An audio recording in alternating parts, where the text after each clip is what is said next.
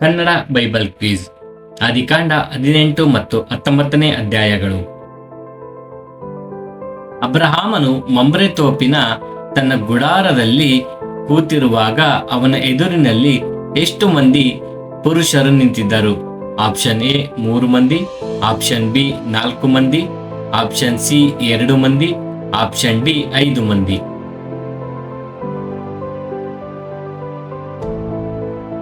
ಸರಿಯಾದ ಉತ್ತರ 3 ಮಂದಿ. ಆದಿಕಾಂಡ 18:2. ಸಾರಳು ನನ್ನಂತ ಮುದುಕಿಗೆ ಭೋಗವಾದೀತೆ, ನನ್ನ ಯಜಮಾನನ ಮುದುಕನಲ್ಲವೇ ಎಂದು ತನ್ನೊಳಗೆ ಡ್ಯಾಶ್. ಆಪ್ಷನ್ ಎ ಅತ್ತಳು, ಆಪ್ಷನ್ ಬಿ ಬೇಸರಗೊಂಡಳು, ಆಪ್ಷನ್ ಸಿ ನಕ್ಕಳು, ಆಪ್ಷನ್ ಡಿ ಕೋಪಗೊಂಡಳು.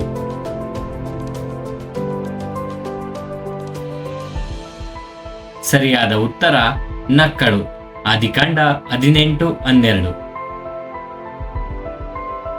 ಸೊದೋಮ್ ಪಟ್ಟಣವನ್ನು ನಾಶ ಮಾಡಬೇಡವೆಂದು ಯಾರು ದೇವರನ್ನು ಬೇಡಿಕೊಂಡರು? ಆಪ್ಷನ್ ಎ ಲೋಟನು, ಆಪ್ಷನ್ ಬಿ ನೋಹನು, ಆಪ್ಷನ್ ಸಿ ದೇವದೂತನು, ಆಪ್ಷನ್ ಡಿ ಅಬ್ರಹಾಮನು.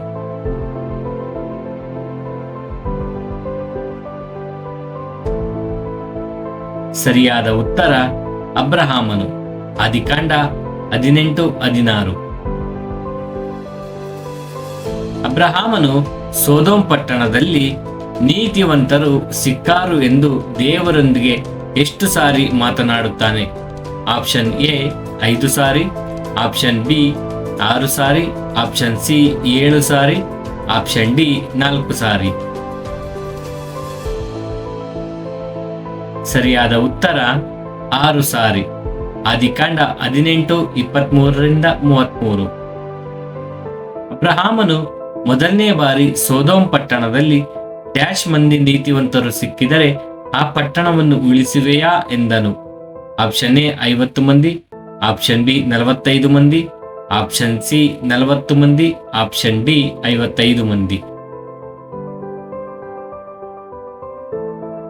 ಸರಿಯಾದ ಉತ್ತರ 50 ಮಂದಿ. ಆದಿಕಾಂಡ 18:24.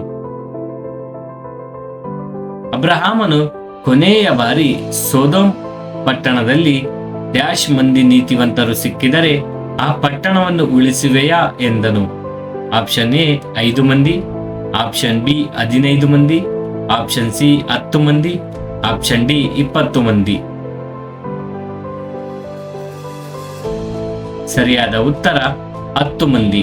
ಆದಿಕಾಂಡ 18:32.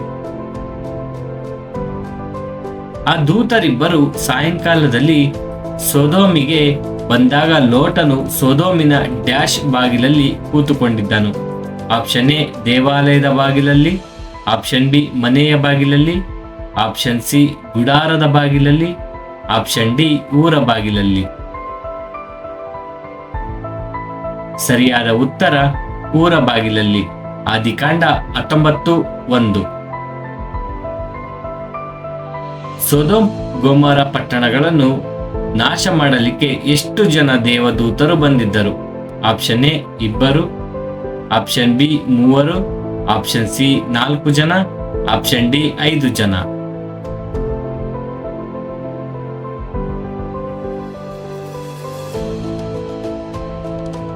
ಸರಿಯಾದ ಉತ್ತರ 2. ಆದಿಕಾಂಡ 19:1. ಲೋಟನಿಗೆ ಎಷ್ಟು ಜನ ಹೆಣ್ಣು ಮಕ್ಕಳಿದ್ದರು? Option A 2, option B 3, option C 4 ಜನ, ಆಪ್ಷನ್ ಡಿ 5 ಜನ.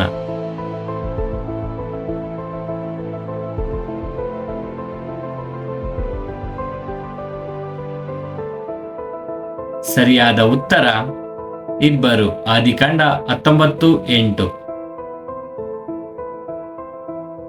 ಯೆಹೋವನು ಸೊದೋಮ್ ಗೊಮೋರಗಳ ಮೇಲೆ ಆಕಾಶದಿಂದ ಡ್ಯಾಶ್ ಸುರಿಸಿ ಎಲ್ಲವನ್ನೂ ಹಾಳು ಮಾಡಿದನು.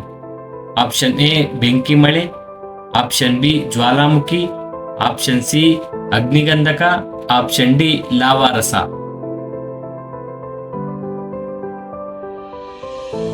ಸರಿಯಾದ ಉತ್ತರ ಅಗ್ನಿಗಂಧಕ. ಆದಿಕಾಂಡ 19:25.